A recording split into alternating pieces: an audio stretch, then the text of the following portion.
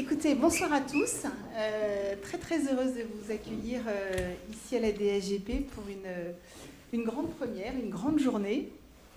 C'est cette table ronde que nous allons avoir le plaisir de déguster autour des lauréats de la première édition de la bourse Arcane, qui est une bourse de création que la Société des gens de lettres, en son président Christophe Hardy et moi-même, sommes très heureux ici de représenter. Cette bourse, elle est née il y a maintenant 3 ou 4 ans, de rencontres, notamment avec Marie Sellier, l'alors présidente de la Société des gens de lettres, avec vraiment dans l'envie que nos deux maisons, la belle et historique Société des gens de lettres et la société ADSGP, plus récente, quoiqu'une dame quand même d'une 70aine d'années, qui représente l'image, puissent s'associer, s'allier pour accompagner des projets de livres d'artistes, qui donc unissent des artistes, des hommes et des femmes d'image, et des hommes de lettres, et des femmes de lettres, voilà, avec la complicité, très souvent, d'un éditeur. Le livre d'artiste, vous le savez, c'est incontournable dans l'histoire de l'art. C'est incontournable et ce sont des pépites qui nous enseignent beaucoup sur l'état du monde et les pensées des artistes. Et sans lesquels, aujourd'hui, on n'imaginerait pas pouvoir retracer une histoire de l'art. Et puis on sait que, même si c'est extrêmement précieux en termes artistiques et historiques, c'est néanmoins très fragile en termes économiques. À la fois par les créateurs qui l'unissent, par les maisons d'édition aussi, qui sont qui sont beaucoup plus fragiles, éminemment plus fragiles que les maisons qui éditent en nombre, et parce que on a un public et on a des moyens de diffusion qui sont extrêmement limités. Et il ne faut pas que cette rareté-là puisse devenir quelque chose qui fragilise une création indispensable. Et c'est pour ça que la Société des gens de lettres et la DSGP ont décidé d'accompagner, en soutenant financièrement, la rencontre entre un artiste et un auteur de l'écrit, poète ou de tout type d'écrit qu'il soit, et un éditeur, et que nous avons lancé l'année dernière cette bourse, Arcane, quel joli nom. Et aujourd'hui, on se réunit donc autour des premiers lauréats. Et quels lauréats? Autour de quel ouvrage? La mémoire du vent, de Bernard Monino et Renaud Ego, et qui est édité aux éditions Canopée par Thierry Le Saec. Et on est vraiment très heureux parce qu'on se le disait tout à l'heure, et vous aurez le plaisir tout à l'heure de découvrir cette merveille, en n'ayant pas peur des mots. Voilà, pour un premier lauréat, c'est un lauréat formidable, cet ouvrage. Donc, on remercie aussi Nathalie Lacroix, qui est libraire, qui était libraire à Paris, à New York, spécialiste des livres de texte et d'images, ou d'images et de texte, d'être la chef d'orchestre pour qu'on puisse entrer un peu dans le processus de rencontre, de création et d'édition de cet ouvrage. Voilà, je n'en dis pas plus.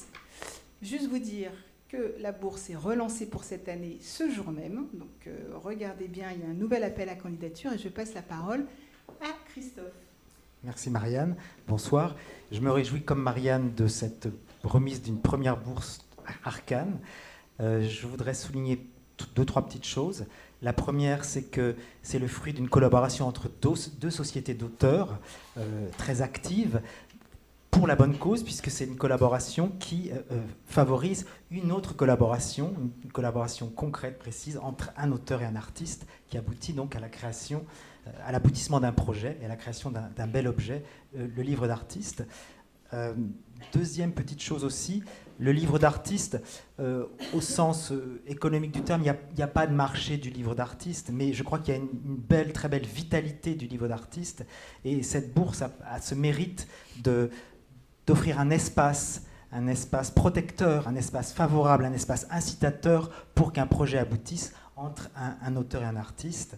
Je voudrais saluer ici aussi la vitalité, l'endurance, la patience de Marie Cellier qui, avec Marianne, depuis des années, ont tout fait pour qu'aboutisse ce projet avec l'équipe de la DAGP.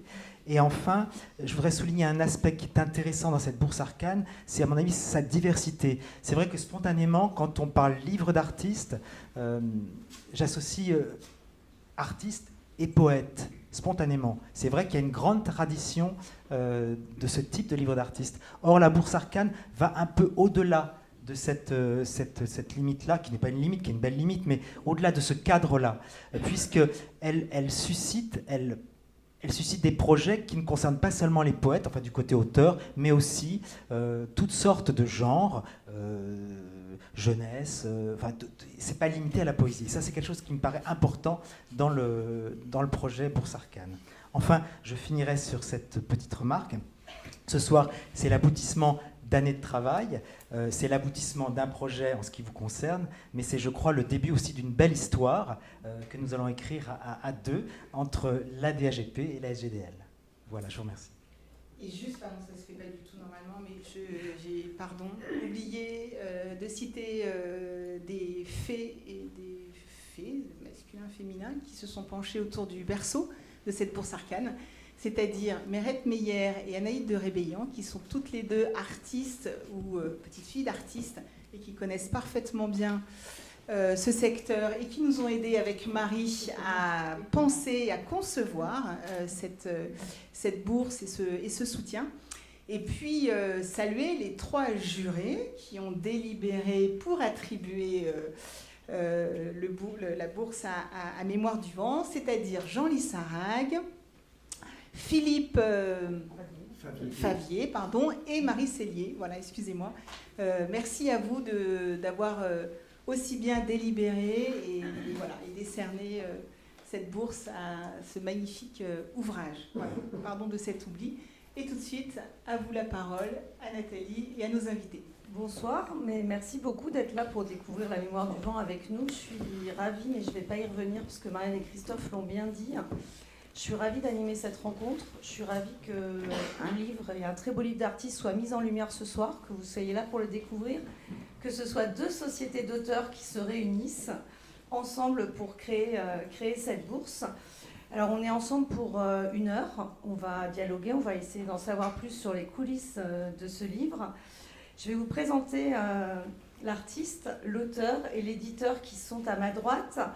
Après, je donnerai quand même la parole à Marie Cellier, donc écrivaine et scénariste, et à Jean Lissarag, poète et éditeur des éditions Écart depuis 1974, donc il connaît bien le domaine, pour qu'ils nous disent pourquoi ils ont choisi ce livre, peut-être par rapport à je ne sais pas combien de candidatures, vous nous le direz peut-être, vous aviez. Alors Bernard Monino, on ne vous présente plus. On ne vous présente plus parce que votre travail il est connu et reconnu depuis les années 70. Vous avez fait de nombreuses expositions en France, dans le monde, de la Biennale de Paris en 71 et 73, en passant par le Musée d'Art moderne de Saint-Étienne, la Documentacis à Cassel, la Fondation Met, on y reviendra, le Musée d'Art moderne de la ville de Paris, la National Gallery of Modern Art à Bombay et à Delhi, le McVal de Vitry, et j'en oublie un certain nombre. Vos œuvres sont présentes dans de nombreuses collections privées et publiques, en France et à l'étranger. Et pour parler un tout petit peu de votre travail, c'est difficile de vous mettre dans une case, comme on peut le faire avec certains artistes, peintres, peinture, sculpture, installation.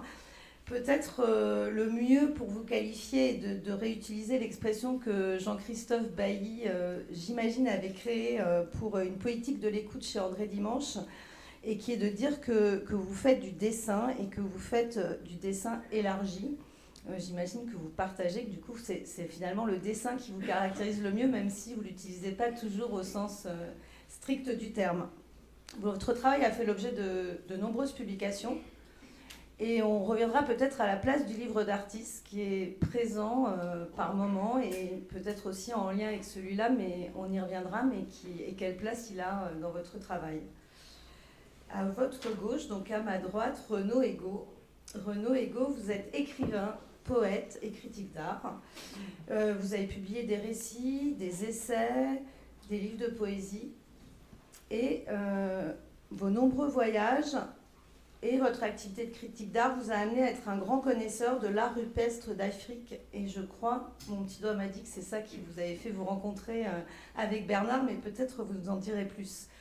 Vous avez introduit en France l'œuvre du poète suédois Thomas Tranströmer, qu'on ne connaissait pas bien avant qu'il ait le prix Nobel de littérature en 2011.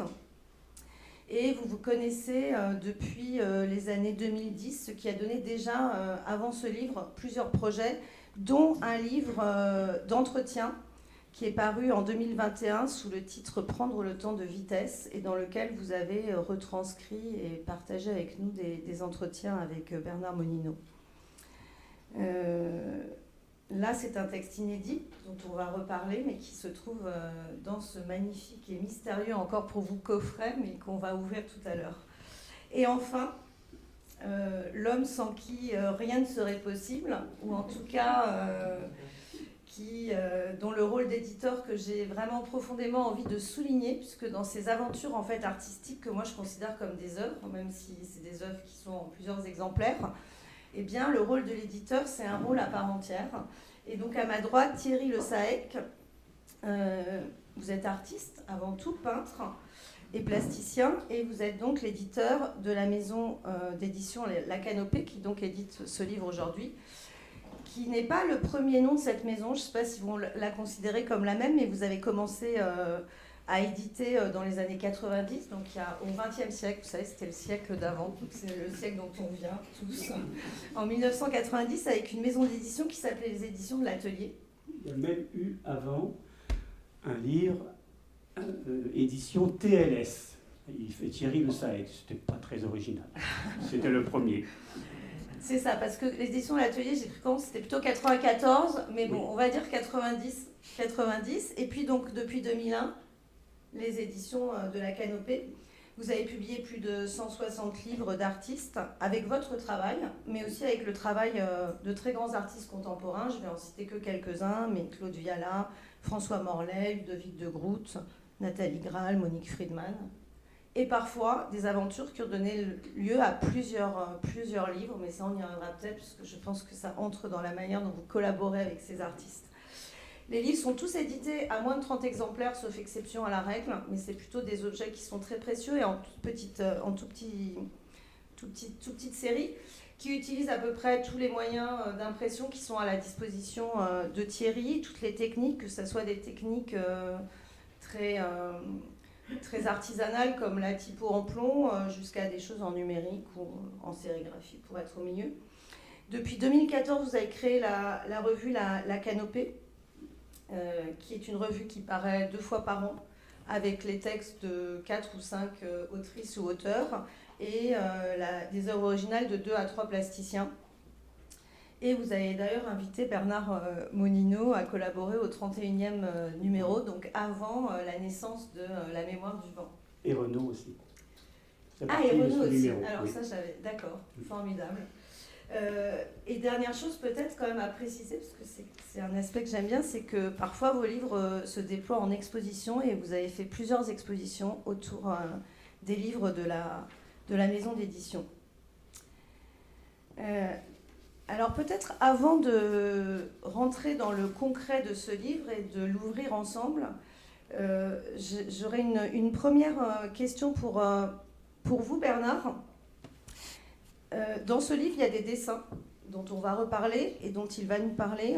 Ces dessins il a commencé à faire ces dessins qui sont des dessins du vent le 11 août 1999 et à cette date précise puisque c'était le jour de l'éclipse de soleil complète et que pendant les éclipses, en fait, le vent s'arrête. Enfin, l'air s'arrête un peu.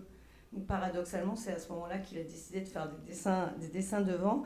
Et depuis plus de 20 ans, vous captez comme ça ces dessins du vent et un peu partout dans le monde. Alors, Iran, Canada, Suisse, France, Mexique, Maroc.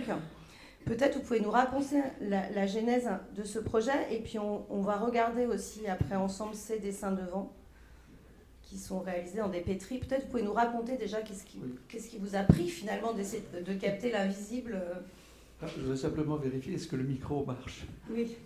Bon, alors, oui, je vais résumer rapidement. En fait, mon travail, il a commencé dans les années 70, mais dans toute œuvre, il y a toujours des moments qui sont la véritable origine du travail. Et en fait, moi, je me suis penché sur une période très précise, c'est période au 19e siècle, au moment où a été inventée la photographie. Alors cette invention, pour moi, c'était quelque chose de très important parce que c'était quelque chose, c'est quand même la photographie qui a fait cesser la vocation mimétique de la peinture. À partir de ce moment-là, la peinture, elle est devenue un territoire qui a dû conquérir son espace, qui s'est octroyé une liberté infinie. Et en fait, à cette époque-là, il s'est passé des choses qui ont eu aussi des conséquences dans l'art du début du siècle, chez certains artistes, en l'occurrence particulièrement par Marcel Duchamp, qui est un artiste qui m'a beaucoup intéressé, surtout pour une seule œuvre, c'est La mariée mise à nu par ses célibataires même. Bon. Et alors, je reviens à l'histoire de la photo, parce que j'ai vu à l'époque une exposition qui a eu lieu à Beaubourg sur Marcel Duchamp, organisée par Jean Clair, une très intéressante exposition, où étaient présentées des expériences faites par Étienne Jules Marais. Et on pouvait voir ce qu'on appelle la méthode graphique. C'était un enregistrement qu'il faisait des battements du cœur pour faire des diagnostics de maladies cardiaques. Bon. Alors ce qui est très intéressant, c'est que Marais s'est toujours défendu d'être un artiste, mais il se trouve que c'est un des scientifiques qui a le plus influencé l'histoire de l'art. Les futuristes, Marcel Duchamp est nu descendant l'escalier, mais surtout, il y avait une chose qui reliait à une histoire très intéressante dans l'histoire de l'art, c'est-à-dire ce que dit, je ne sais plus si c'est Nicéphore Niepce ou Fox Talbot qui dit ça, il ne dit pas « je voulais faire la photographie », écrire avec la... Il dit « je voulais que la nature fasse son propre portrait ». Et en fait, moi, c'est comme ça que je suis venu, un jour par hasard, en travaillant sur ma table de travail, j'avais fabriqué un appareil dont la fonction était de mesurer le poids du regard. Alors, c'est une fonction totalement impossible. Et je m'étais fabriqué une machine qui s'inspirait d'un pèse-lettres. Et ce pèse-lettres, quand je le posais, il oscillait sur lui-même. Et là, il y avait un curseur qui ne faisait pas une mesure de quantité, mais faisait un tracé extrêmement aléatoire. J'étais très intéressé par ça. Et puis un jour, en regardant, dans le nouvel atelier où j'étais, auprès de Saint-Gervais, où je suis toujours, là, il y avait des persiennes très hautes dans l'atelier, où les persiennes étaient ouvertes. Et j'avais acheté une plante d'eau, qui s'appelle un thalia. Et le thalia, il fait 3-4 mètres la tige, comme ça, et la feuille se termine par une pointe. Et j'ai commencé à regarder la pointe de cette feuille, je me dis, ce serait intéressant de trouver un moyen de faire dessiner, un petit peu comme si on pouvait enregistrer le vol d'une mouche. Et en fait, c'est ça qui a été l'idée, c'est d'observer quelque chose qui est complètement lié à la nature, mais surtout, cet événement qui est le vent, il se trouve, pourquoi j'ai voulu que ce soit au moment de la grande éclipse, enfin pour nous, la grande éclipse, c'est je crois une des seules qu'on vivra presque totale, c'est qu'en fait, on sait que les phénomènes cosmiques, ils ont des effets, même s'ils sont très lointains, sur des choses extrêmement ténues et quotidiennes.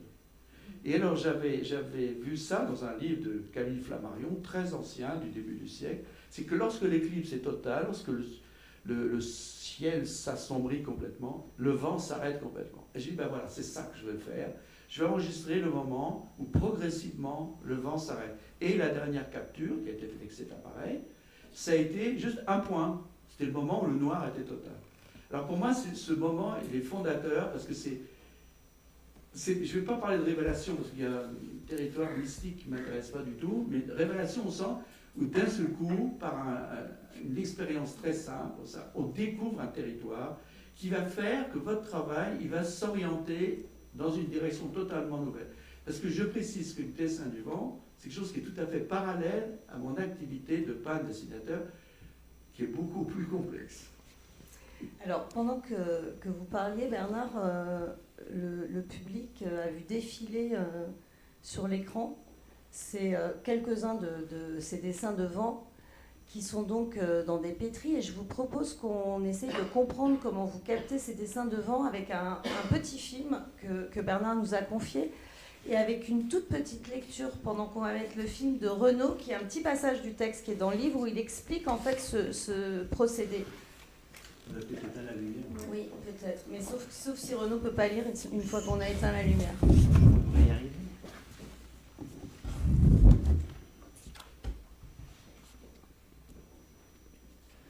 Un jardin, une plaine ou une colline devient alors l'atelier où il dispose ses instruments. À l'extrémité d'un bras monté sur un trépied, il suspend une boîte de verre ronde, une de ces boîtes de pétri destinées en biologie à la culture de micro-organismes, dont la surface a été enduite de noir de fumée.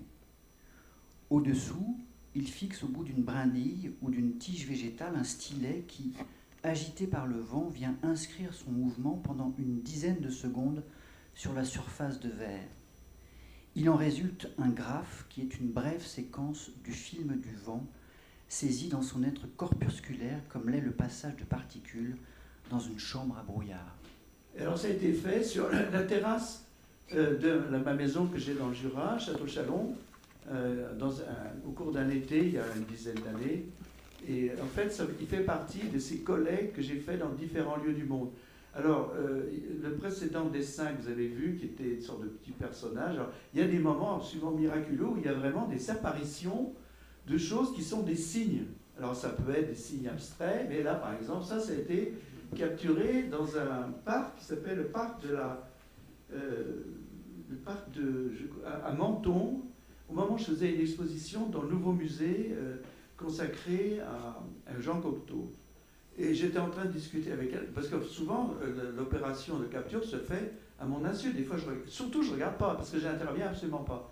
Et je me suis retourné et j'ai vu apparaître, dans cette matinée, cette figure absolument incroyable. Et alors, je fais, comme je vous disais tout à l'heure, toujours, quand je suis dans un lieu, toujours 20 captures. C'est lié à une chose très très simple, pour se promener dans un paysage avec l'appareil capteur, et les boîtes, qui sont des boîtes de verre utilisées en biologie, préalablement enduites de noir de fumée. Il faut avoir un sorte de bagage de promeneur, quoi. Et en fait, les captures, elles sont extrêmement diverses, parce que les plans sont toujours différents, et les vents, naturellement, sont toujours différents. Vincent, est-ce que tu pourrais nous mettre l'image où on les voit exposées pour qu'on voit ce qui va nous permettre d'arriver doucement au livre ? On a une image d'une exposition de ces dessins de vent, voilà, donc, qui permet aussi de voir la variété et les différentes formes qu'ils peuvent prendre. Et ce sont, si je ne dis pas de bêtises, les 30 dessins qui sont reproduits dans le livre. Alors là, par exemple, on a des sources extrêmement diverses. Ça va, comme je disais tout à l'heure, des choses qui ont été faites en France, au Mexique, en Iran, au Canada, en Bretagne, en Suisse, en Inde. Et en fait, en tout, il y a 3 tomes qui sont... Alors, ce que Thierry Le Sec a édité, c'est un des tomes. Alors, c'est ça que j'ai toujours pas bien compris, mais on va y revenir. Parce qu'il y a déjà eu des petits bouts d'édition, Oui. 2 livres d'artistes, de ces dessins, mais jamais aussi complet que celui que vous venez d'éditer, Thierry. Il y a eu un petit livre qui a été publié par les éditions Arte, Mact, qui a publié dans les collections Duo un petit livre qui s'appelle, j'ai oublié le titre, en collaboration avec un poème de Jean-Luc Nancy, le philosophe Jean-Luc Nancy. Il y a eu un autre livre publié par La Pionnière, qui est en relation avec une collecte des 20 dessins que j'avais fait dans le désert de la Huasteca au Mexique. Et puis... Donc là, à chaque fois, c'était géographique. Oui, c'est toujours... Il y a le titre générique depuis 1999, c'est La mémoire du vent. Et en sous-titre, il y a toujours le lieu, comme par exemple, il y en a une autre aussi que j'ai collectée, dont je suis très fier, qui s'appelle Le Vent Paradis, et que j'ai fait exactement en 2012, 100 ans après le fameux voyage qu'a fait chez Gabriel Buffet-Picabia, Apollinaire, Marcel Duchamp, dans ce petit village. Et c'est au retour de et Picabia, ce retour de ce voyage que Marcel Duchamp a fait ce texte qui s'appelle La route Jura-Paris, ou le retour de l'enfant phare, qui est le programme de cette œuvre qui va consacrer 12 ans de sa vie, qui s'appelle La mariée mise à nu. Et alors, pour moi, c'est le 2012, je suis allé dans la maison à Étival, et derrière la maison, il y avait une colline, et j'ai croisé quelqu'un dans le village, et j'ai demandé, j'ai appris comme ça que des tas de gens étaient venus dans cette maison, entourant la personnalité de Gabriel Buffet-Picabia, qui est une personnalité tout à fait extraordinaire. Et alors, cette dame, un jour me dit, mais oui, cette colline-là, derrière cette zone, le fameux poème d'Apollinaire, Zone, le titre, il l'a trouvé à Étival, qui est reproduit dans ce magnifique recueil, qui est un des chefs-d'œuvre de la poésie française, qui s'appelle Alcool. Et alors, elle me dit après, au-delà, la zone, c'est la zone séparant la France et la Suisse. Et puis, juste avant, une sorte de petite colline qui faisait penser à un arrière-plan d'un tableau primitif siennois, comme ça. Et elle me dit, ah, ça c'est le Mont Paradis. Oh, je dis, c'est trop beau ça. Et je suis allé sur le Mont Paradis, où je dominais le jardin où se réunissaient, il y a des photos, on voit Apollinaire, Picabia, Gabriel Hubert, c'est des gens en train de discuter. Et moi, je surplombais. Et c'est là où, par exemple, quand je trouve un lieu et avec un nom pareil, je dis, ah, ça, il faut faire quelque chose. Il faut faire une capture. Et puis, je vais juste compléter par rapport à ce travail d'édition avant La mémoire du vent, parce que ça raconte aussi ma rencontre avec Bernard. En fin de compte, il y a eu deux autres petites éditions. Alors, je ne sais plus en quelle année tu avais fait l'exposition au musée de Vannes, mais c'était 2017-2018. C'était donc une exposition qui... 2014. 2014, ah oui, donc ça fait quand même quelques années qu'on se connaît. Oui. Et donc en 2014, il y avait eu une exposition qui réunissait 3 artistes, dont quelqu'un que vous connaissez très bien ici à la DGAP, puisqu'il y avait Christian Jacquard, il y avait Vladimir Skoda, et il y avait donc Bernard donc, sur cette exposition. Et la conservatrice du musée de Vannes, Marie-Françoise Le Sceau, m'avait demandé de m'occuper du catalogue. Donc j'avais suivi un peu cette exposition, alors qui se déroulait vraiment dans le noir. Hein, c'était une des conditions nécessaires à la fois pour l'œuvre de Jacquard, l'œuvre de Skoda et de Bernard. Et c'était déjà, c'est un peu quelque chose qui est fascinant dans ce travail de la mémoire du vent, c'est qu'elle peut se décliner de différentes manières. Et là, en fin de compte, Bernard il y avait des grands tondeaux sur toile, et ses dessins de vent étaient projetés sur ces tondeaux. Et donc, lorsqu'on a fait le catalogue donc, de cette exposition, qui s'appelait Incandescence, on a fait un tirage de tête, et Bernard donc j'ai imprimé numériquement un premier dessin donc, de cette mémoire du vent. Et ensuite, dans un second temps, donc avec la revue. Pour le tirage de tête, c'est ça. Pour le tirage de tête, oui. Pour le tirage de tête, et puis d'ailleurs, ce dessin a été reproduit dans le catalogue. Et ensuite, quelques années plus tard, en 2020, j'ai pensé qu'il était temps de faire une exposition par rapport à cette aventure de la revue La Canopée, qui fêtait donc son 31e numéro. Et donc j'ai sollicité Bernard comme artiste invité sur ce numéro 31. Donc la revue, à chaque numéro, moi je participe en tant que peintre et je sollicite 1 ou 2 autres plasticiens. Et ceci depuis 2004. Et donc là, bientôt, je vais sortir donc, le numéro 35. Donc ça fait quelque chose comme 14-15 ans de travail. Et Bernard, naturellement, a invité, lui, Renaud, à me confier un texte par rapport à ces images. Donc la revue, c'est donc systématiquement des originaux qui sont avec la revue et qui sont à destination donc, de collectionneurs. Donc c'est la 2e collaboration avec Bernard. Et il se trouve que la 3e collaboration, c'est effectivement La mémoire du vent. Et c'est Bernard qui m'a sollicité en me disant, écoute Thierry, ou Renaud peut-être, je ne me souviens plus, Renaud, un des 2 compères qui m'a sollicité pour savoir si j'étais intéressé en tant qu'éditeur pour publier le livre. Voilà, ça c'est un peu l'histoire, c'est un peu le... Voilà, ça, alors racontez-nous ce livre et après on verra comment vous en êtes arrivé là. Mais donc on est devant un coffret avec une première image de dessin de vent, mais en négatif. Mais effectivement, en négatif, en fin de compte, il y a... Alors, dans le livre, il est scindé effectivement en 2 parties. Il y a une partie qui est le texte, là on peut appeler livre d'artiste, le texte de Renaud, qui va être accompagné de 7 dessins de vent, de Bernard et un dessin en négatif qui va aussi apparaître sur l'emboîtage. En fait, quand vous ouvrez, effectivement, vous arrivez comme sur un livre, mais en fait, c'est Au un livre. leporello sur lequel, en fait, d'un côté court le texte de Renaud et de l'autre les dessins de Bernard. Voilà. Donc, c'est l'éditeur, il a le droit de le toucher avec les mains et de Oui. le manipuler. Mais après, je pourrais vous là, vous ne ferez pas ça. Après. Je pourrais vous expliquer pourquoi les gants ne sont pas toujours une solution tout à fait bonne, mais ça sera un autre débat.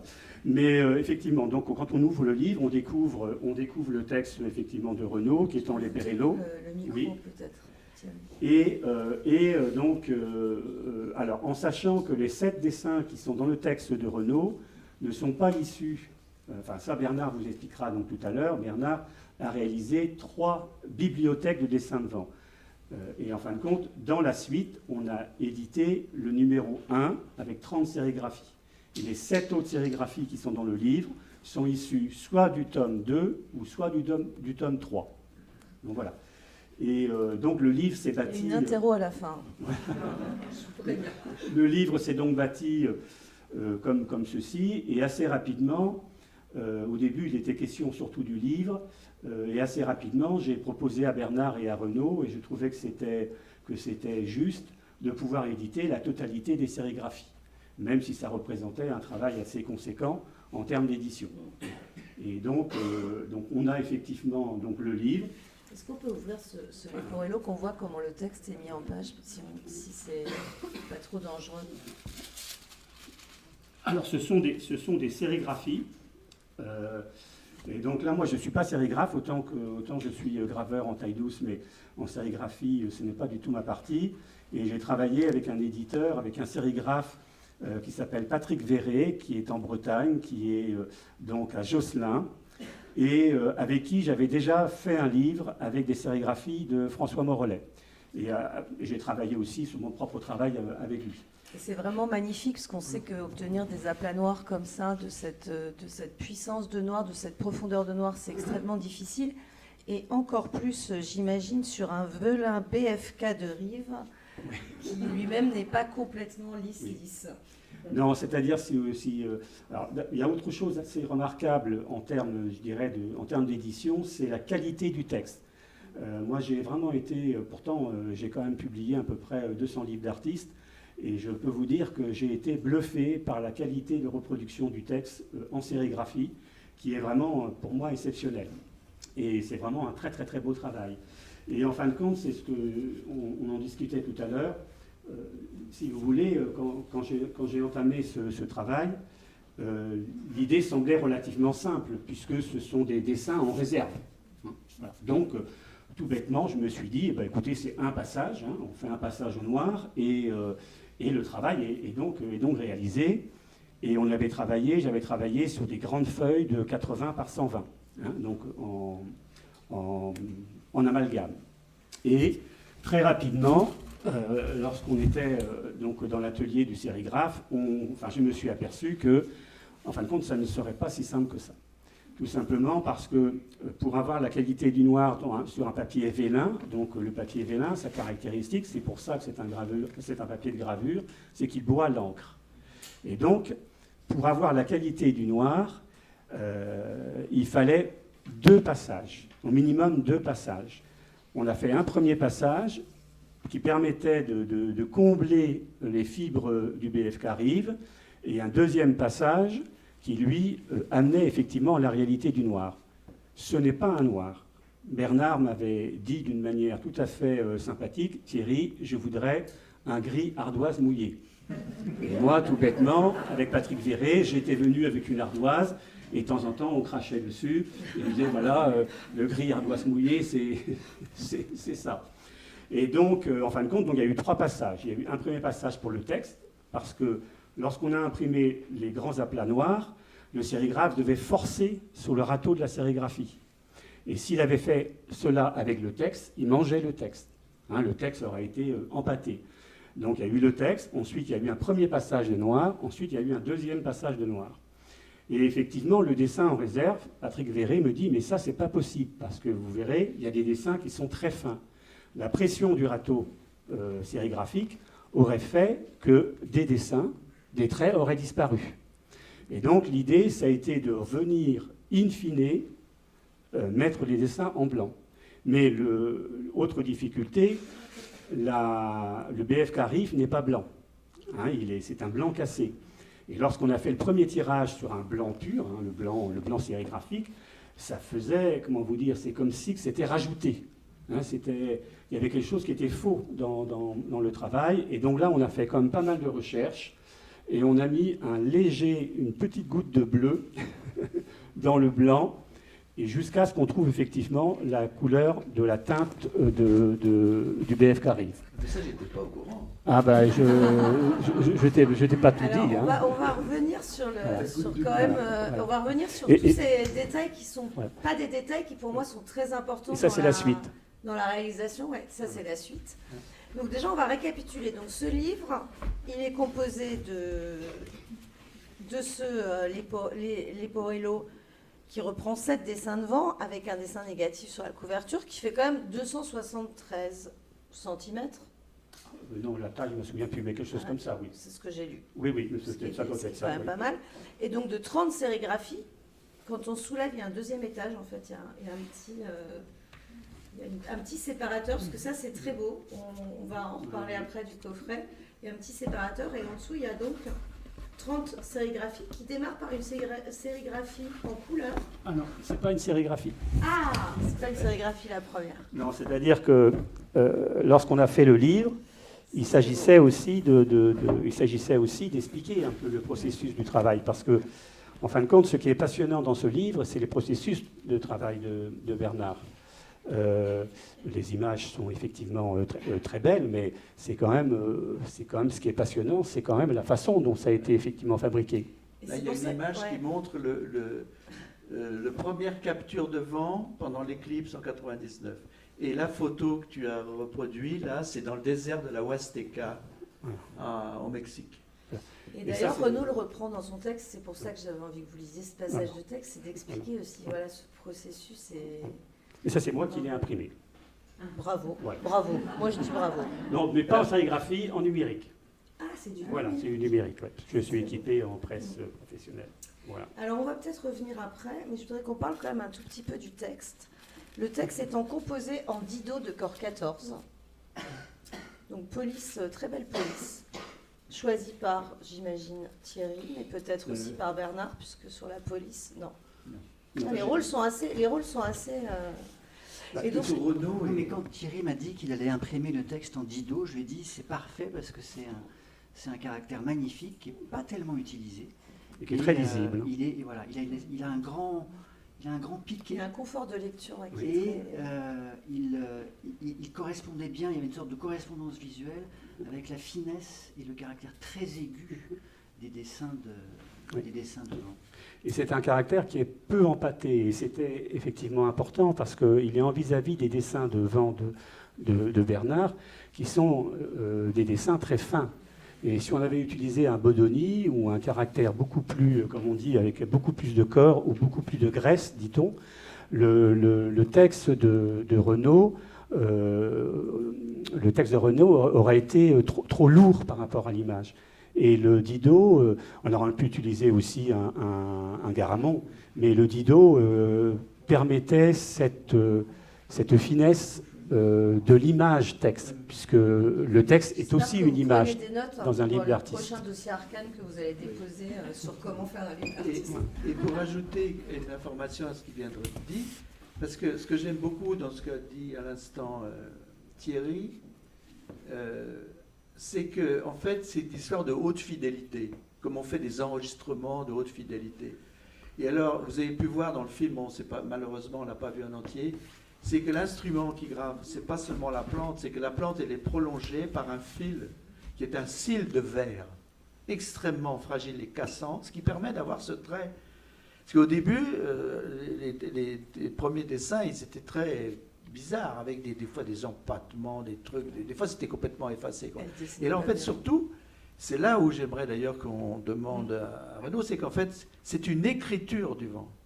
Ça c'est très important, je tiens beaucoup à ça. Ça justement, ça c'est une question, on va y revenir un peu plus loin parce que c'est une question importante, c'est une hypothèse que vous faites et sur laquelle Dans le texte, c'est plus une hypothèse de l'auteur qu'une hypothèse de l'artiste. Quand vous dites il écrit, finalement, ça pourrait être une écriture du vent.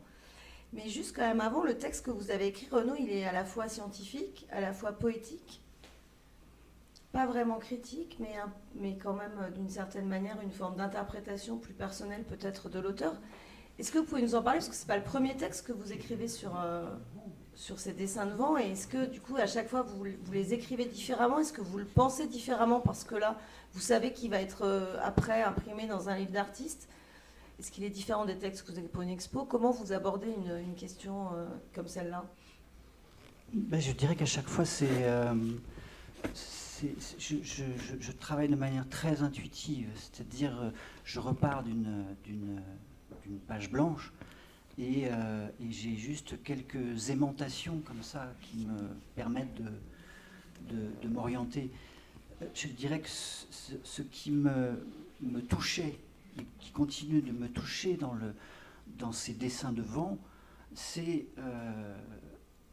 que Bernard, à travers les dessins de vent, mais aussi à travers son attention aux ombres, aux sons, il s'intéresse à des phénomènes qui ne relèvent pas immédiatement du champ visuel. Voilà. Donc il y a un défi plastique. Ça, c'est aussi son courage de plasticien et ce qui fait de lui aussi un vrai aventurier, un vrai chercheur dans le champ de l'art contemporain. Mais en travaillant sur un phénomène aussi imperceptible que le vent, il y avait pour moi, qui suis un écrivain, qui travaille avec un matériau aussi ancien, aussi archéologique que le langage, un lien immédiat qui était à la fois la question du souffle, parce que le langage, il est articulé comme une matière sonore qui est portée par le souffle, et on voit bien le lien immédiat qu'il peut y avoir entre la voix et le souffle d'une part, et le vent de l'autre. Mais à partir du moment où je me mets à écrire, il y a effectivement, par rapport à ces dessins de vent, l'hypothèse ou le rêve que proposent ces dessins, c'est-à-dire qu'il y ait une écriture du vent, et le fait que chaque dessin du vent est un autographe singulier du moment où Bernard a capté ces petites séquences qui sont en même temps comme un film. Comme il y a un film, vous voyez, on pense toujours qu'il y a une opposition, et c'est vrai, elle est assez immédiate entre d'un côté l'écriture qui relève d'un fil discursif qui se déploie dans le temps, tandis que l'image, elle a une espèce d'immédiateté spatiale. Alors c'est vrai, cette opposition, elle existe, et elle est stimulante, mais en même temps, un texte, ça devient lui-même un espace, tandis qu'un dessin, il a lui-même sa propre histoire, il a une durée intérieure. Et cette durée intérieure, elle était extrêmement sensible dans ces dessins de vent, parce que c'est à chaque fois le petit film d'un autographe du vent. Donc à partir de ces quelques éléments qui sont de l'ordre de connotation entre l'écriture d'un côté et le dessin de l'autre, eh bien il y avait ensuite cette petite aventure qui est à chaque fois un texte, où moi je ne sais pas ce que je vais dire. Si je savais ce que j'allais dire, ça ne m'intéresserait pas. Je suis assez paresseux pour ne pas perdre du temps à dire ce que je sais déjà. En revanche, c'est très stimulant de voir comment est-ce qu'on peut, à la manière aussi d'un petit stylet, s'avancer dans une image pour l'éclairer ou pour rêver avec elle. Il ne s'agit pas du tout d'un travail critique, explicatif, même si quand même dans ce texte j'explique un tout petit peu comment ça se fait, mais ce sont ces quelques lignes que j'ai lues, c'est tout. Il y a une chose qui est très intéressante dans ce que vient de dire Renaud, quand il parlait de la relation entre l'écriture, la parole, le mot et le souffle. Alors moi, il se trouve que c'est, quand je dis souvent, quand je fais ces captures, ces dessins, je n'interviens absolument pas, je suis complètement mis à distance. Et c'est pour ça que je ne suis pas l'auteur des dessins, je co-signe avec la nature. C'est Gilles Clément qui dit ça. Moi, je ne fais pas des jardins, je co-signe avec la nature. Il y a la citation à la fin de votre texte de Michaud qui est magnifique, c'est la nature qui... Enfin, je ne l'ai pas là en tête, mais c'est la nature qui... C'est la nature qui dessine. Et alors, surtout, je vais revenir au souffle, c'est que moi qui suis habitué quotidiennement à dessiner, tous les jours, c'est vraiment quelque chose qui m'a... Toute ma vie, dans mon atelier à dessiner. Et en fait, quand je fais ça, c'est un des moments où je suis très, très, très inquiet, mais angoissé, parce qu'en fait, je ne sais pas du tout ce qui va se passer. Et en fait, je m'aperçois qu'au moment où le dessin apparaît, ça c'est, je me suis aperçu la dimension performative, c'est qu'au moment où le dessin s'enregistre, c'est sur des périodes très très courtes. Je suis presque en apnée. Je ne respire plus, comme si j'avais peur d'intervenir sur le vent que moi je pouvais soulever, de façon à ce que laisser la nature faire son propre portrait. Alors cette chose-là, parce qu'on pourrait très bien dire, ouais, c'est une opération scientifique, hein, scientifiques qui sont... Bon. Mais moi, en tant qu'artiste, j'ai toujours un affect dans ce genre, parce qu'en fait, ce qui m'intéresse, c'est pas seulement la meilleure nuance, c'est une manière de dessiner. Et en fait, le vent, il a complètement transformé ma manière de dessiner.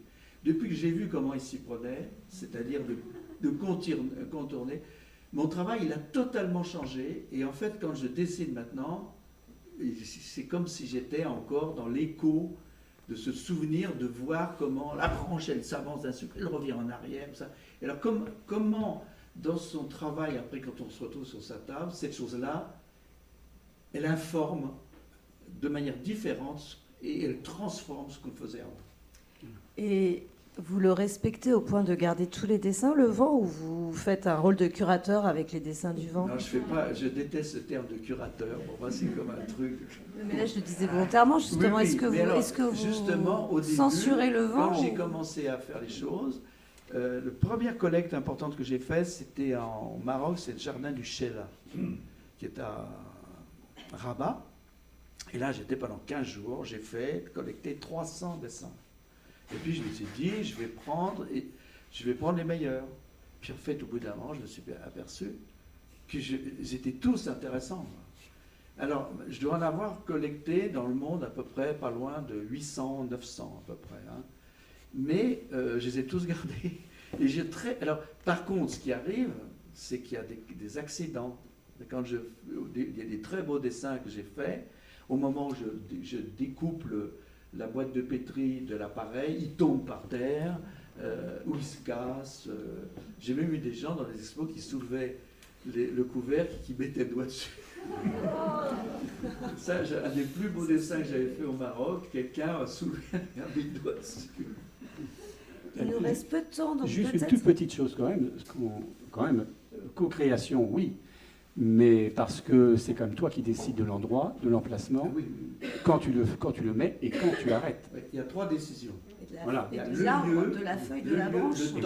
le temps, et puis après, comment je l'oriente.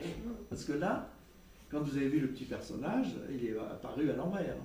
Après, je cherche quelle est la meilleure. Par exemple, ça a été fait cet été dans le jardin du Mas Bernard à la Fondation Mac. Ah oui, vous ne leur donnez pas forcément le sens dans lequel ils ont été captés. Vous vous autorisez à les Par exemple, tourner. cette série, je lui ai donné un titre spécifique, ça s'appelle La mémoire du vent, et alors ça s'appelle Le vent aimé, avec un A majuscule à aimer.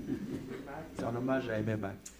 Alors, il nous reste peu de temps, parce que j'aimerais que, si dans le public il y a des questions, puis j'aimerais que nos jurys qui nous ont fait l'honneur d'être là nous disent pourquoi ils ont choisi ce livre. Peut-être quand même une dernière.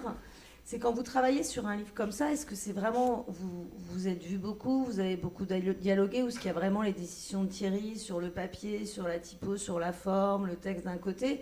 Est-ce que c'est né aussi de ce compagnonnage que vous avez, où en fait c'est pas votre première collaboration et que finalement vous connaissez assez bien, ou est-ce que vous passez beaucoup de temps? Il faut demander à Renaud comment ça s'est fait. C'est toi qui as proposé. Oui, moi j'ai proposé ce projet, mais ensuite ça s'est fait très simplement, c'est-à-dire dans une liberté des uns et des autres. Je crois que c'est quand même la matière fondamentale du travail, et aussi dans une confiance dans les savoirs des uns et des autres. Thierry a des compétences techniques qui m'émerveillent et que je ne connais pas, donc on lui fait confiance. En même temps, par exemple, sur la question effectivement du caractère choisi pour le texte, c'est une toute petite discussion parce que, au fond, on a été assez rapidement d'accord. Moi, je ne suis pas compétent sur des questions d'impression, mais en même temps, je trouvais formidable, et c'est là aussi où je pense que cette bourse Arcane, elle est importante, en célébrant le livre d'artiste qui avait un peu disparu à la fin des années 70, pendant toute la fin du XXe siècle, puis il y a un renouveau aujourd'hui, c'est qu'on peut aller jusqu'au bout d'une certaine idée du livre, pas simplement sur le plan du texte ou pas simplement sur le plan de la reproduction, mais sur le plan de la conception au sens organique du terme de ce que peut être un livre. Alors ça reste des objets rares, il ne s'agit pas de cultiver la rareté pour elle-même, mais il y a quelque chose qui est assez exceptionnel dans cette dimension organique. 26 exemplaires, hein, d'ailleurs, je n'ai pas dit le Oui, nombre peut-être, d'exemplaires. 26 exemplaires. Ouais. C'est un best-seller. Dans le livre d'artiste aujourd'hui, c'est un best-seller. Mais si vous voulez, moi, quand je travaille sur un livre d'artiste, enfin, quand c'est avec mon propre travail, évidemment, je suis à la fois le plasticien et celui qui est l'architecte du livre, mais j'ai toujours travaillé avec les auteurs. Vous savez, souvent, il y a deux pratiques dans le livre d'artiste. Il y a l'artiste qui fait le livre, qui prend le texte d'un auteur, d'un poète ou d'un autre auteur, et qui va travailler le livre et qui invite l'auteur à venir signer le livre. Ça fait des très très beaux livres. Je pense à un éditeur qui s'appelle À Travers et Jacques Clausel. C'était sa pratique. C'est-à-dire que l'auteur confiait un texte et voyait le livre fini au moment où on signe. Moi, mon travail est très différent. Moi, je considère que le livre d'artiste est une co-création. Et j'invite l'auteur à rentrer en effraction avec mon propre travail ou avec le travail d'un autre artiste si je travaille avec un autre artiste. Et moi, ce qui m'intéresse à un moment donné, c'est que les uns et les autres abandonnent un petit peu leurs prérogatives. Et je pense que c'est un peu dans cet abandon que peut naître l'espace du livre. Pour moi, un livre, j'appelle ça le troisième corps. Pour moi, un livre, ce n'est pas 1 plus 1 égale 2, c'est-à-dire l'écrivain et le dessinant, disons. Et pour moi, 1 plus 1, c'est 1. Il faut qu'à un moment que l'espace du livre puisse trouver sa propre singularité dans cet espace-là. Et là, donc, pour ce livre-là, évidemment, à chaque étape, moi, je faisais référence à mon travail, à la fois donc, à Renaud et à la fois à Bernard. Aujourd'hui, on a des facilités avec les mails. Et donc, au fur et à mesure, je vérifiais qu'on était tous sur le même pas. Et tu envoyais des échantillons et j'envoyais des échantillons, ouais, pour qu'on puisse effectivement vérifier que le blanc n'avait pas trop de bleu. Voilà. Le bleu est quasiment tout petit. Alors peut-être, Madame la jurée et Monsieur le juré, vous pouvez nous dire pourquoi vous avez choisi ce livre et qu'est-ce qui fait que celui-là sortait du lot ou était particulièrement... Alors, c'est Jean qui me rappelait qu'on a regardé, examiné 15 dossiers. Alors, 15 dossiers, c'est beaucoup. Alors, oui, je vous rappelle que là, c'est vraiment un prix de création et pas un prix parce qu'il y a un autre prix de la DAGP sur le livre d'artiste qui est un prix pour les artistes émergents sur des livres qui existent déjà. Mais là, c'est un vrai prix de création, c'est-à-dire qu'ils remettent un dossier que j'ai vu moi où effectivement il y a une description du livre. Donc 15 dossiers, c'est pénétrer dans l'univers de 15 duos, à la fois auteurs, souvent poètes, et plasticiens. Alors c'est un exercice assez difficile parce qu'il faut faire une idée à partir de bribes, quelques œuvres, quelques mots. Le texte d'ailleurs de Renaud, on ne l'a pas eu en entier, on a juste eu le début, puisque c'était une œuvre, l'idée c'est une bourse de création, donc c'est une œuvre qui est en devenir, c'est ça qui est intéressant. Donc à chaque fois, on complétait sur Internet pour découvrir un peu plus de la personnalité de l'auteur et du plasticien. Ce que je voulais dire, c'est que vous n'avez pas gagné à l'unanimité faute de combattants. Il y avait vraiment des dossiers qui étaient intéressants. Oui, parce qu'ils ont gagné à l'unanimité. Ça a été une belle unanimité. Il y avait beaucoup de couleurs. Il y avait des projets qui étaient très, très joyeux, très ancrés dans la nature. Alors, je n'ai pas gardé en mémoire tous les projets, mais le vôtre a émergé, je pense, par sa force poétique et cette étrangeté de... D'abord le titre, la mémoire du vent. On a tous une mémoire qui est remplie de vent. Là c'est la mémoire du vent. Qu'est-ce que c'est la mémoire du vent? L'écriture du vent. Et puis la dimension hypnotique de ces dessins qui ont été faits extrêmement vite. Hein. Alors pour moi, il y a quelque chose de très mystérieux. Hein. Tout ce qui est scientifique est très mystérieux pour moi. Donc boîte de pétri, ça m'évoque des univers vraiment insondables. Le noir de fumée. Alors le noir de fumée, c'est certainement le plus beau noir, mais tellement volatile. Hein. Donc c'est cette idée d'avoir capté l'insaisissable, moi, qui m'a transportée. Et je dois dire que j'ai découvert le livre là, tout à l'heure, en arrivant, un peu comme vous. Je dois dire que le livre est plus qu'à la hauteur de mes attentes, et en particulier la qualité du noir. Alors ce noir, non, c'est pas ardoise mouillée, non, ben, c'est un vrai noir, je trouve. Je suis pas d'accord. Hein. Moi aussi, je vais en Bretagne souvent. Bon, l'ardoise mouillée me semble un tout petit peu plus bleutée, mais bon, on pourra en discuter à l'infini, même s'il y a cette goutte de bleu là qui bien sûr me ravit. Dans le blanc, j'ai bien compris. Il y a un peu de bleu dans le noir. Il y a un petit peu de bleu là. Jean, je n'ai pas grand-chose à rajouter à tout ce qui a été dit. Pardon, excusez-moi. Oui, je disais que je n'ai pas grand-chose à rajouter, sinon que les dossiers étaient très variés. Il y avait des livres de jeunesse, par exemple. Il y a eu... alors, c'est aussi peut-être lié à la première année. On n'a eu que 15 dossiers.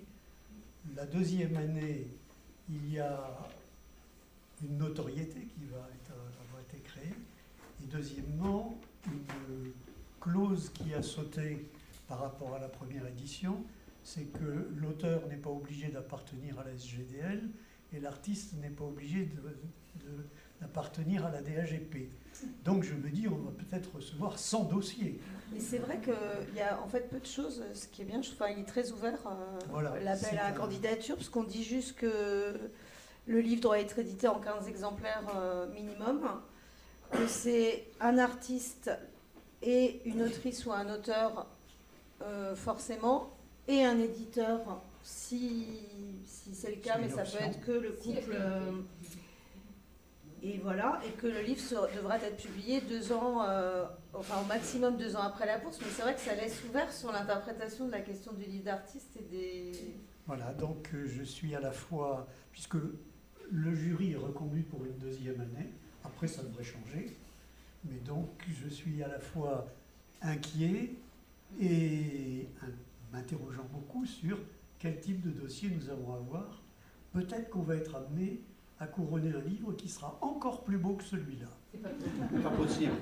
Ce que je voulais dire quand même, c'est que nous avons eu 15 dossiers, mais je crois qu'en amont, les équipes de la DAGP et de la SGDL ont éliminé des dossiers qui n'étaient pas suffisamment, peut-être incomplets ou hors sujet, peut-être des projets. La difficulté, la grande difficulté, je trouve, de la bourse de création, c'est vraiment que ce soit une œuvre en devenir.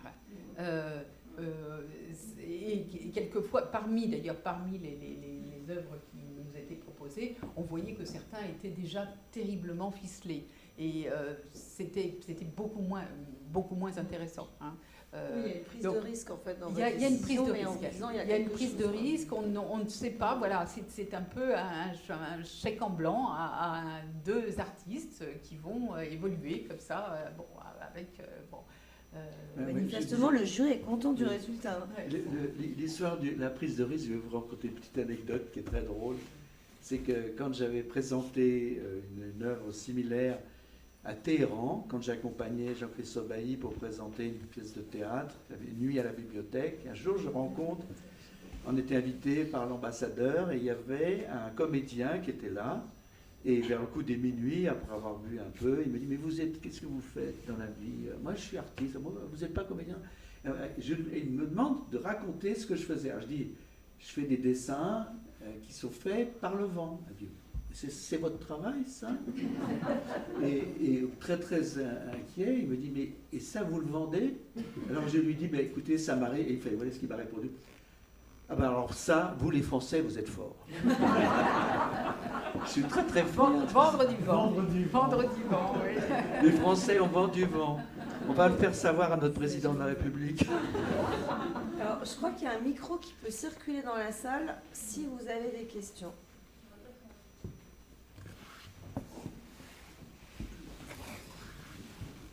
Je voudrais juste poser une petite question à Bernard.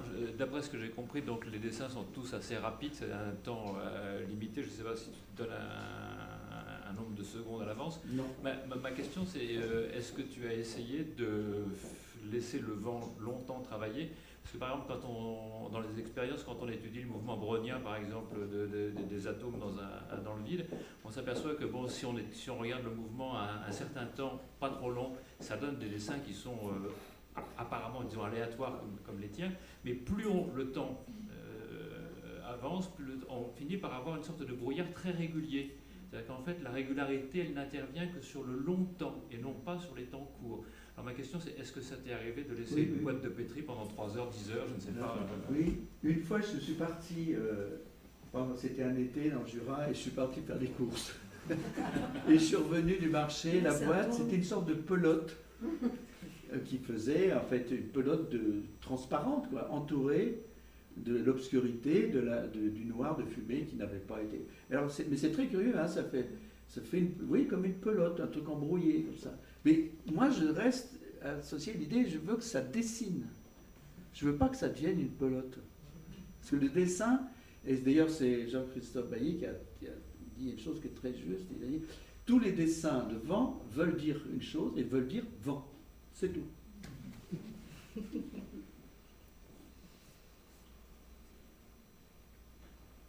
Là.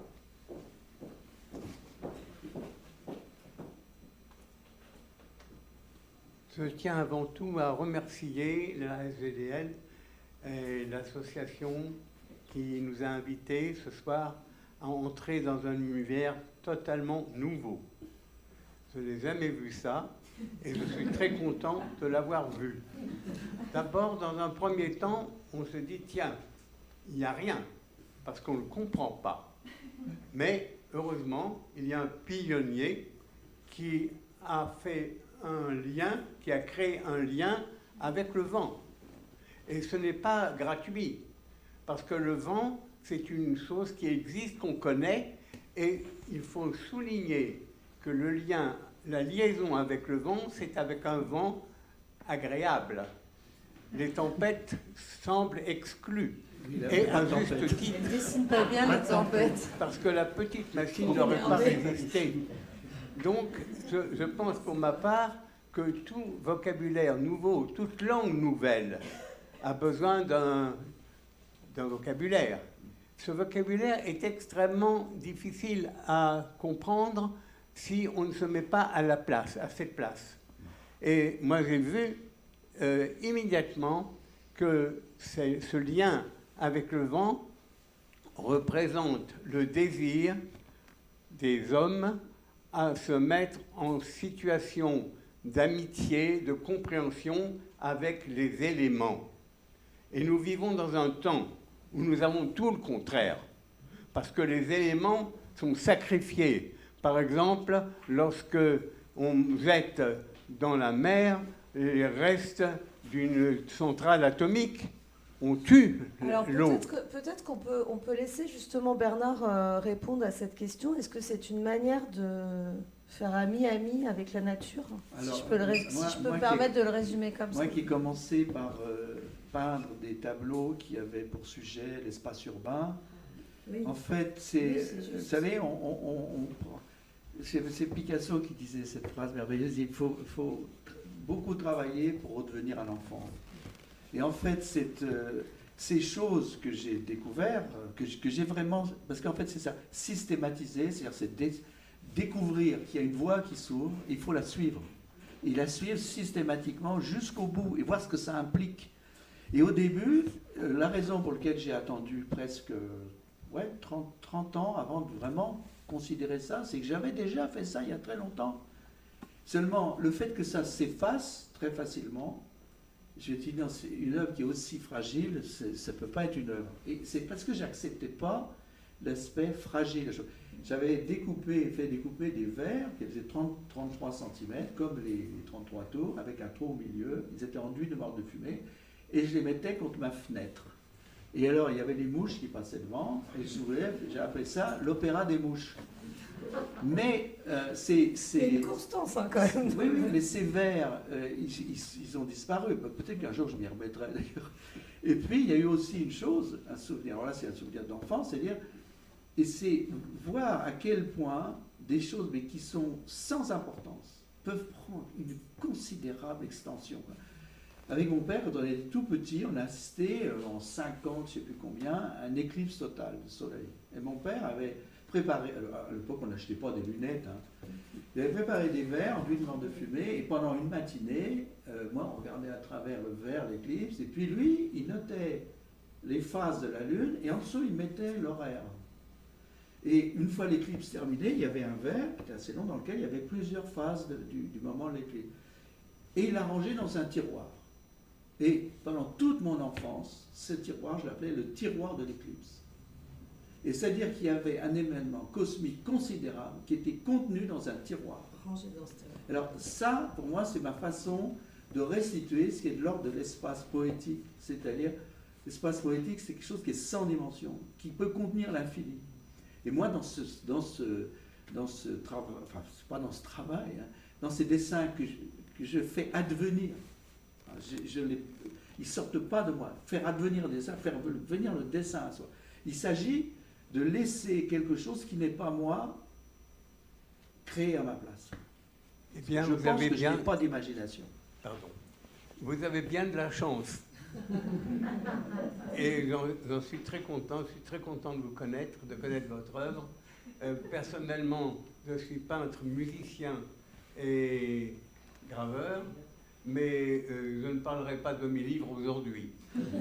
Et vous faites référence à la musique, et tout à l'heure j'ai dit que ma démarche s'apparentait à celle d'Olivier Messiaen quand il enregistre sur des parties le chant des oiseaux. Je me sens très proche de ça. Alors, je crois qu'on est en train de dépasser le temps qui nous est imparti, mais on peut peut-être prendre encore une dernière question avant de conclure, s'il y en a une. Bonjour. Justement, je me posais la question de savoir si ça vous était venu à l'idée d'enregistrer le bruit du cil qui dessine sur la boîte de pétri. On pourrait l'entendre, mais c'est très très peu perceptible. C'est un son assez crissant. Parce que le cil de verre, il frotte la pellicule de noir de fumée, qui est extrêmement volatile. Hein, et puis en même temps, il se met à faire chanter. C'est comme si... Vous savez, comme on fait, on mouille son doigt sur un verre en cristal. Alors, par moments, il y a des petits sons, mais c'est un frasson, ça. Mais bien que la dimension sonore m'intéresse beaucoup, parce que souvent, quand on parle de ces dessins, je dis j'enregistre des dessins. Hein. C'est-à-dire qu'en fait, c'est quelque chose qui associe, dans tout mon travail, le son et le regard. Quand on contemple quelque chose, au bout d'un moment... Si on regarde par exemple les fresques de Piero da Francesca, si on les regarde longtemps, vous allez voir qu'au bout d'un moment, on les écoute plus qu'on les regarde. Il y a quelque chose qui correspond à ce que disait Nicolas Poussin, la peinture c'est l'art du silence. Mais ce silence, il dit quelque chose qui n'est pas dissible, il est mutique.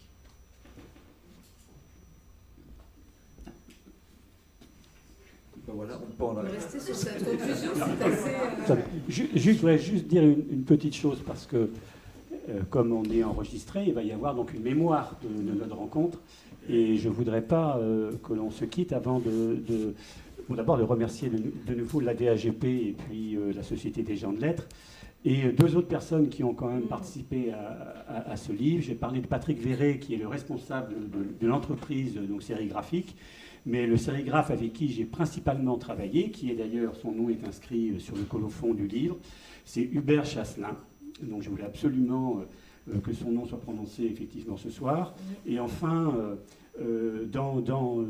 très souvent, moi, dans mes livres d'artistes, vous savez, il faut les protéger, donc on peut faire des étuis simples, ce qui se fait souvent. Mais là, je travaille, moi, depuis des années, depuis 1997, avec une relieuse nantaise qui est vraiment quelqu'un qui a une sensibilité au livre qui est assez extraordinaire, qui s'appelle Jeanne Frère.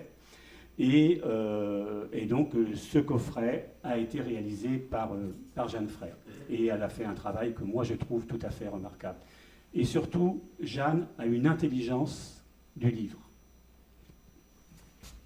Merci. Alors, moi, j'ai encore quand même une dernière question, Thierry. C'est est-ce que ce livre est encore disponible? Est-ce qu'il reste des exemplaires? Et où peut-on les trouver? Parce que quand même, là, j'imagine qu'on a donné envie à tout le monde alors, j'ai pas dit le prix encore, mais voilà, à tout le monde de l'acheter. C'est la partie économie du livre, voilà. C'est ça. C'est important, vous faites quand même oui, bien sûr. pour les vendre. Bien sûr, bien sûr, bien sûr.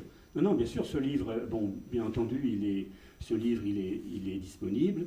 Nous avons fait, je dirais, pour sa conservation le nécessaire. Je vois qu'il y a les deux personnes, Marie Mincieux et le directeur de la BNF, qui sont dans le fond de la salle. Donc on a fait un dépôt légal, ce qui est le rôle de la BNF, effectivement, de conserver le plus longtemps possible, au cours des siècles prochains, donc ces livres que l'on dit précieux ou rares. Et ensuite, bien sûr, le livre venant de sortir, il est effectivement disponible. On peut dire le prix, non? Alors le prix, bien sûr, parce que c'est une question importante. Donc là, c'est pareil, le prix, moi, à chaque livre que je fais, je discute avec les auteurs et on se met d'accord sur un prix. Alors les histoires de prix, c'est compliqué, ça dépend de la notoriété du peintre, ça dépend du nombre d'œuvres qu'il y a dans le livre, ça dépend si les œuvres sont originales ou pas. Donc le prix va effectivement varier.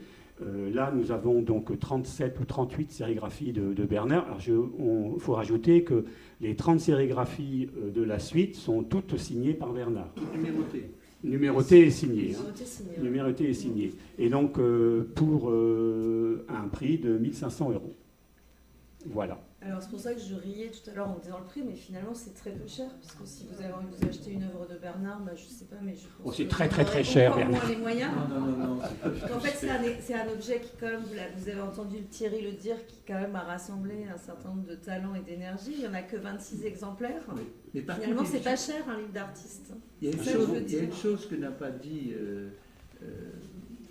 Thierry à l'instant, c'est qu'en fait, de par son système, c'est qu'il s'autofinance. C'est-à-dire qu'il sait qu'il aura un certain nombre de gens qui sont un peu ses abonnés, qui achètent presque systématiquement tout ce qu'il fait. Enfin, je sais pas tout ce que je fais, parce que... Non, mais c'est vrai que depuis mon premier livre est de 1989, évidemment, il y a des gens qui suivent mon travail et qui font des acquisitions des livres d'une manière assez régulière. Je dirais à la fois quelques collections privées, quelques médiathèques ou quelques collections publiques, et surtout en ce qui me concerne, plutôt des collections privées, plutôt des collectionneurs privés, et quelques médiathèques ou artothèques qui suivent mon travail depuis des années, oui. Moi, je voudrais donner la parole à Renaud, qui nous parle de ces 2 derniers livres qui viennent de sortir.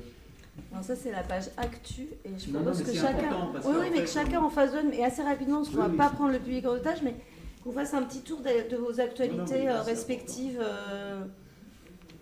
de cette année ou de l'année à venir. Le dernier livre, c'est un long poème qui a été édité au Castor Astral, avec qui je travaille depuis le milieu des années 90. Vous parliez tout à l'heure de Thomas Tranströmer, bien avant effectivement qu'il ait le prix Nobel de littérature en 2011. Nous avions fait ses œuvres complètes en 1996. Dans le champ de la poésie, le Castor Astral est un éditeur à qui je suis fidèle. Et l'autre livre, c'est un livre dont je suis plutôt l'éditeur, on va dire, qui s'appelle « Prendre le temps de vitesse » et qui réunit un ensemble de textes de Bernard et d'entretiens qui couvrent 50 années de son travail. Ça s'est fait là aussi très simplement. à l'occasion, comme il avait 3 expositions entre 2021 et 2022, je lui ai proposé qu'il fasse un livre aux éditions de l'Atelier Contemporain, qui est un éditeur avec qui je travaille également. Et finalement, Bernard et l'éditeur ont trouvé que le plus simple était encore de me charger de faire le livre. Bernard, donc, peut-être voilà. un mot, je voudrais vraiment pas qu'on retienne tout le monde. Un mot sur quand même votre prochaine exposition à la Fondation Metz. Alors là, ce sera la prochaine exposition qui va commencer le 12 mars à la Fondation MACT et qui va durer jusqu'au 12 juin et qui est une exposition qui va occuper presque la totalité de l'espace de la Fondation. Alors je suis très très honoré parce que ce lieu, pour moi, je l'adore. Et puis j'ai eu la chance. Présent, en plus, comment le livre sera présenté. Et en fait, ce sera la 2e fois que j'expose dans cet endroit parce que j'ai été pendant longtemps le plus jeune artiste exposé dans cette magnifique institution, qui est le plus grand, le plus beau musée privé qu'il y a en France. Et c'était Jean-Louis Prat qui en était le commissaire en 1979, alors que j'avais 29 ans. Thierry, peut-être le prochain livre. Oui, le prochain, je travaille toujours sur 3-4 livres en cours. Donc, non, il y a deux livres qui viennent de sortir. Un qui va faire l'objet d'une exposition à Épinal. J'ai fait un livre avec un auteur qui s'appelle Richard Rognier. Et le livre s'appelle Le porteur de nuages. Et ça faisait assez longtemps que je voulais revenir à un livre de gravure. Et là, j'ai travaillé sur des pointes sèches et sur des pointes sèches rehaussées. Et ensuite, j'ai fait, donc il y a une deuxième actualité, un livre qui vient de rentrer dans les collections de la BNF, une deuxième actualité avec un poète avec qui je travaille depuis très longtemps, mais qui est décédé en 1997, qui est un homme qui a beaucoup compté pour moi, qui a beaucoup compté aussi pour la Société des gens de lettres, puisque je crois que c'est un des fondateurs ou quelqu'un qui a fait énormément par rapport aux sociétés d'auteurs pour les écrivains, c'est Guilvic. Ah, oui. Et j'ai la chance, Lucie Guilvic. J'ai le buste voilà. à la Société voilà. des gens de lettres. Et donc, j'ai eu une belle aventure avec Guilvic. Je ne l'ai pas rencontré, mais surtout avec Lucie. Et j'ai publié depuis 2004 22 livres avec des inédits de Guilvic. Et Lucie vient de me confier 3 sonnets. Et donc j'ai travaillé avec Guilvic, avec Loïc Le Gros-Melec, avec Léon Vuidard, avec François Morellet, avec mon travail bien entendu. Et là, sur ces 3 sonnets, qui sont les derniers inédits que Lucie confiera donc à des peintres, j'ai demandé à Loïc Le Gros-Melec, à Léon Vuidard, qui est un artiste important en Belgique, un grand artiste belge, et avec mon travail. Et donc c'est le dernier livre qui vient de sortir, 3 sonnets de Guilvic. Voilà. Alors moi je vous invite à continuer à suivre l'actualité des livres d'artistes. Je vous invite aussi à venir au MAD, les Multiple Arts Days, qui auront lieu en septembre chez Chiminco. Il n'y a pas que des livres, mais il y a quelques livres. Et surtout, je vous remercie beaucoup pour toutes vos interventions. Merci à vous.